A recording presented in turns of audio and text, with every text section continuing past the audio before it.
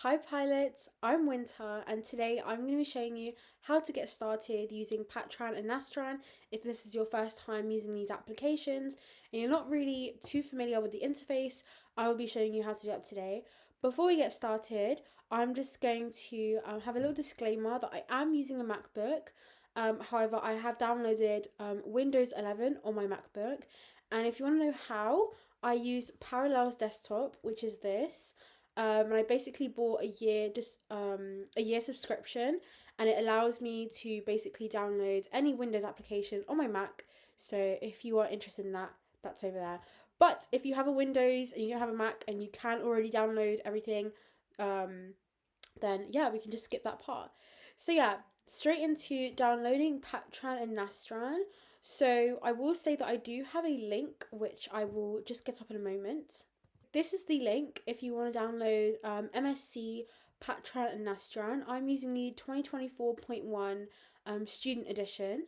So once you make an account with them, it's completely free if you're a student. You'll be able to download all these different softwares. So this is the one I downloaded here. And as you can see, it's 2024.1.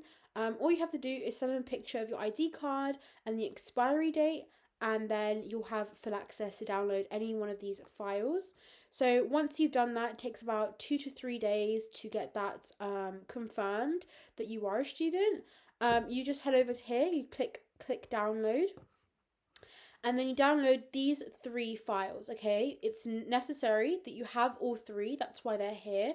So please do so, because the file information of one may be dependent on another. So if you only download one, it's not going to run how it's supposed to. So once you download these 3, it takes about, I'd say, 10 to 15 minutes. It's super quick. This is what the 3 look like. So I've just moved it from my downloads to my desktop. So please make sure you're not copying the files from downloads to desktop. You're actually moving the files and replacing it.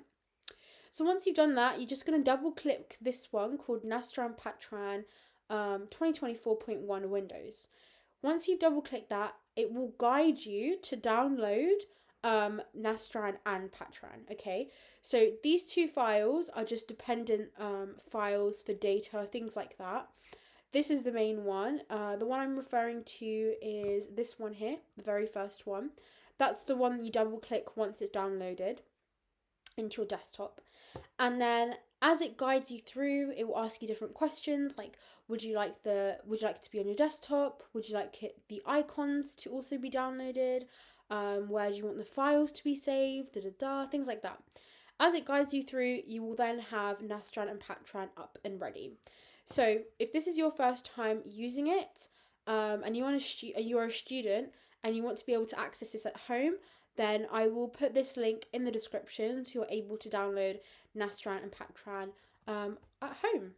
So obviously you can do your classwork, assignments, dissertation, whatever it may be from home. So once you've got it downloaded, this is where the tutorial comes in. So I'm just going to double click Patran, which is what you use to kind of do the geometry, testing, simulation. Nastran is used to kind of run the analysis and results sort of aspects of it. So they both go hand in hand. So this is what it looks like once you've got Patran up. It does look a little bit weird once you first opened it, especially if you're used to, for example, ANSYS FEA. The interface is quite different. However, if you are familiar with CAD and SolidWorks, this may be a little bit easier for you to grasp for the first time. So anyways, once you open it up, you're going to click this little icon here, which is basically suggesting you're going to open the file. Now, this is where you open the file that you're going to be looking into. So for me personally, I'm working on a dissertation and looking at 3 different fuselage sections, and the independent variable is the window cutout, so that's the thing I'm changing. So this is the file I'm going to be selecting. Now, my geometry was made on ANSYS. I then exported it from ANSYS Workbench as a STEP and IGES file, and then got that converted to be able to put that into Patran. So it's now a DB file. Okay. If you have any questions about that, please let me know in the description. Right, so moving on, I'm going to select my file, I'm going to press OK. Okay, let me see. Okay, fine. Oh, that was a firework. I don't know where that came from. Let's try this one first then. Okay, perfect. So the deformation is already up. I did want to start without it first, but that's okay. So yeah, I'm just going to show you a little bit about how it works. So one of the most important parts before you even start, doing anything really, is you're going to see this on the side, on the right hand side here. And the first thing I would normally do is I would move this like up here, just because once you start clicking on the little buttons, a lot of things are going to appear on this side, and you don't want it to move it more and more closer to your geometry, and then you won't be able to see it as much. So yeah. Another thing that you want to be noted about is it's quite different to other softwares that I've used, such as ANSYS. So just moving around and getting to know your mouse and how to move around your object, basically your 2D surface model. So first things first, you have your left click, your right click, and then the middle button of your arrow. So if you press and hold the middle button of your arrow and you just drag, like move around your mouse, you're able to move and change the angle of how you're viewing it. So if you go up and down and then side to side, okay? So I'm a little bit zoomed in, but you see what I mean. You can like look at the inside, you can turn it around, all that, okay? That's basically the first thing that I will show you. Then comes in sort of zooming in, things like that. So unlike ANSYS, where you can just click, hold your left click, and then it will just create a box where you're zooming in, kind of like CFD Post as well does that, the same thing. ISM CFD, similar thing as well. This one does not. So instead what you want to do is, if I put my mouse on the right hand side and I zoom out, it goes towards that point, towards my mouse. And the same thing for zooming in, except it goes away from it, okay? So if you want to zoom into like this specific part, you need to put your mouse there and zoom in to what you're trying to look at. But if I were to put my mouse, say, in the window cutout, it would be zooming on the window cutout now. And this applies for zooming out now. So for zooming out, it would be zooming out from the window cutout, or from this corner. See how it's doing that? Or from this corner. So it's wherever you put your mouse, okay? So this should help you kind of align your work. In terms of, displaying your work nicely for a dissertation, for example, you want to go into viewing, angles, and this tells you the angle that your model's facing. So if I move it, see how the angles keep changing for the X, Y, and Z direction. So I already have my angles that I want in my clipboard. So I just paste that in, click apply, and then it's done that angle. So then I'm just going to zoom in and zoom out until it's to my desired area. So yeah, this is what I meant by the application panel. It can sometimes widen further, so hence why we move this to the top. So that's the first thing. Now that you have down being able to actually move your model, we can have a look at some of these buttons. So a few important ones is definitely file, because you want to be able to know how to save a copy, how to close, how to open a recent, import, export, images, which is how to save the current image you're looking at instead of using snippet tool or screenshotting, getting the report file, ending the session, recording the session, etc., etc. Okay, so that's also important. And then, as I mentioned, viewing, because you can change the angle and see what angle it is you're looking at, so you are having the same photos and it's consistent as to your level of detail of work. Same for zoom, percentage of view, you can change that as well. You can make it custom, scale factors, fit view, anything to do with your display as well is also here. Shading, colors, whatever it may be. This is very similar to other softwares where they have these options as well, which is lovely. So yeah, the others are pretty helpful as well. There's also help and utilities as normal. So moving on, you want to also understand how to look at the different things from your model. So obviously we want to look at our mesh, so that's the most important one. So this is a surface one, but let me just start off with the mesh. Hold on a second. Its default is to zoom out that way just because I'm on a Mac, but if you are on a Windows application, it won't be moving around your model too much. So yeah, this button kind of removes everything, any layers, so it goes straight to your mesh. So this is my mesh, okay? This is the mesh that's been generated for my model. I did this using the school's computer, so it's a little bit different in terms of interface. Also, we are in the student edition of Patran, so if you don't have the student edition, the buttons are going to be in different places, unfortunately. So, you know, just navigate yourself. At least you know what you're looking for and you know what the button looks like, but it will be in different areas. So yeah. And I would show you, however, I don't have that one downloaded, only the student editions currently. So yeah, that's the mesh. Then if you want to view your surface, you want to click on this button here with the cube, with the surface, you know, all the faces highlighted, and that's what it will do. Now, if you want to get rid of the mesh overlay that it's done, you just want to click this button here. Now you can view just the surface model on its own, and you can get an idea of the shape of that, okay? So if you want to save these images, by the way, you just go into File, as I said, go to Images, then change this to TIFF, and select where you're saving it. So you can see I've saved many different images of things that I needed for my model. So you have deformation, max principal stresses, max shear, the mesh, etc. Point, surface, and I'll be going through all of these as well. But you just click apply, and then you go and click apply here as well, and you'll see it pop up right here. And that will save that. So for example, I can do this if you guys want. So this is for 0.25. Let's call this surface 2, just so I know it's the second one. So if I click apply here first, because this is where I want it to save, then I click apply. See how it popped up here? Surface 2. So you already know it's saved, and you know the directory and the location as well, so it's perfect. And then go ahead and click close on that and cancel for once you've finished, and the application window will close. So yeah, now we've looked at the surface, looked at the mesh, where are your points, your boundary conditions, your loads, etc. You want to click this button here. Boom, it shows up. So for mine, it's a fuselage cutout section. So I'm going with the assumption that it's simply supported because it is a cutout section from the fuselage. So it would have been supported by the rest of the model. So hence simply supported. And then you can see here the axial load. So I've got 6.21 times 10 to the power of 4 millimeters.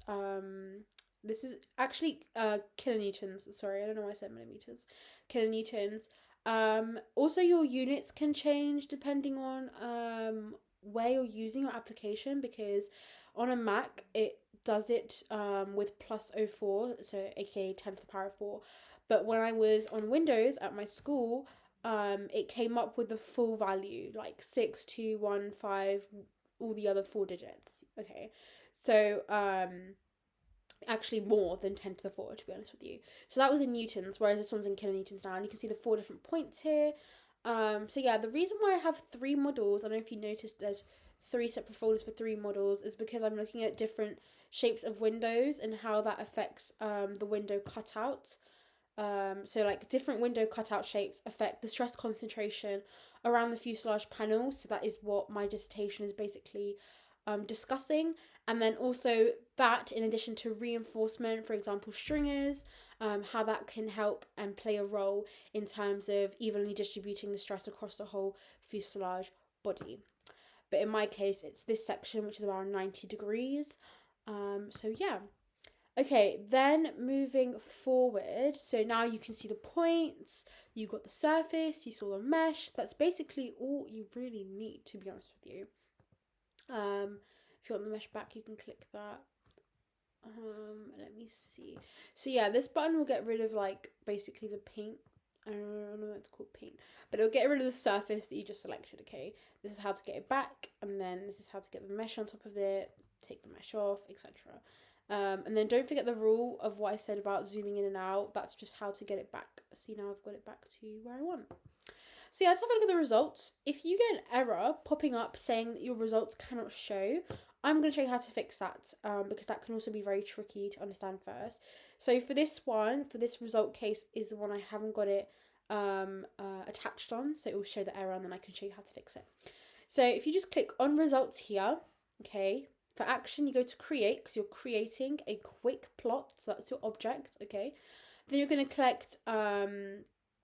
click your first result case. So normally you'd only have one, but the more you attach, the more it continued adding them. So this is the one that's not attached, and you want to go displacement translational for both. You want to click apply. So see this error pops up saying unable to connect to direct results access file. Check command line window for possible additional messages. This just means your access file from analysis has not been selected. So if we go into analysis, okay, and you go onto analyze, but we want to access the results because currently it cannot find, the program can't find where your results are saving, so it's unable to run any results, okay? And you go to select results file. You go into the folder, normally it will show up, but it should be a H5 file. You click on that, okay? And you press OK, then you press apply, okay? Once you've done that, you go back to results, you see, so for me, it's this one that's been attached. Now, if you go into displacement translational and you click apply, okay, there we go. It's just applied it overlaid to the surface. So I'm just going to unclick that. Let's just go back to perfect. Apply. See, now we can see the displacement translational, but you can see that it's not really on the, it's not true to scale. It's not like, it's on the model, more or less. And to better understand what's going on, again, if you just hold the middle button and turn, you can see where those deformations are occurring. You see that from the side angle? It's much easier just to view that way. But you see these 4 icons here. If you go on the third one and you click true to scale, click apply, it will then apply it to your model directly. You see the scale factor changes. Now you're able to better analyze what's going on in those areas, okay? Now the main thing I wanted to show you is how to see different and other deformations. So this is just deformation translational, okay? That's the only one here. So again, for the angle, go into viewing, angles, just paste in whatever you find best. So if for example you like this angle, I've then saved and written down somewhere all these angles and saved it to my clipboard, so whenever I paste it into any model I open, I can then access that. Okay, click cancel. So if you want to view all of the other stresses that may occur, you go for the first one, stress tensor. So again, you click results, create quick plots, you click the results case that has been attached from the analysis. Then for the first select fringe result, you're going to click stress tensor. The second one is always going to be for select deformation results, displacement translational. Now in quantity is where you can view all the different things that you want to see. So for example, you want to see maximum principal stresses, you click apply. Now you can see those 4 corners and the stresses occurring and why that might be. So now you can further analyze, oh, you know, this is quite a squarish shape. Although it's curved to 0.25 radius, it is still creating a high stress concentration in this corner, which could lead to cracks propagating, which would not be good for the overall fuselage structure, okay? So those are just some of the things you could say. But obviously the more and more you start to do these analysis, the more you'll start to understand why it may be occurring, because you'll see it like coming up again and again. So that's for max. Now let's go into minimum principal, apply. Now you can see that. Again, if you want to save these images, as I said, just go into file, images, and then just change whatever name you want to be this in. For example, this one's minimum, so you can say this is minimal principal, number 2, okay? Click apply and it will save it there. And Patran's really good at saving the same folder that you've applied it to the first time, so it won't actually move it every single other time. You won't have to continue selecting where you want it to be saved, so it's really good that way. So yeah, that's minimum. If you want to have a look at max shear, you can click apply. There you go. Just make sure you always have it true to scale, because this is what happens if it's in model scale, as I mentioned before. But you want to see it to true scale because that is what you're analysing, unless your project does something else. And again, you can see those points and it will tell you, you know, 1.01 times 10 to the 8 maximum. Normally on a Windows, it will tell you in more detail. It have a scale on the side. So this one doesn't on this interface. However, I do have screenshots that I have provided for each of my other ones. Okay,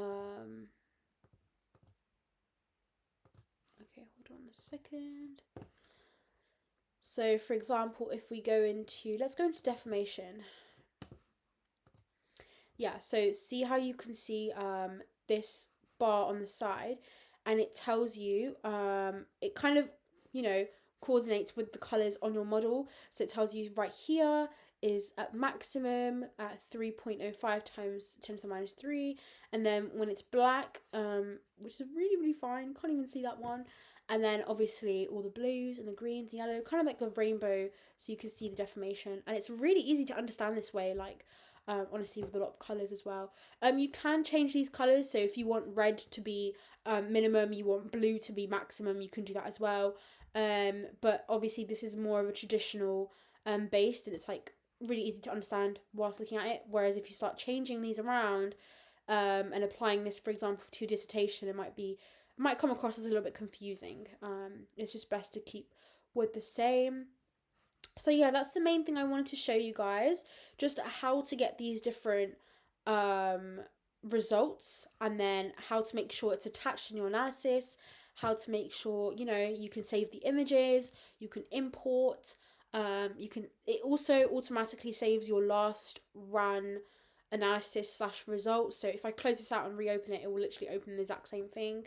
That's why when I opened it at the beginning, it started off with the deformation, because that's what I had last opened. So it's really good that way.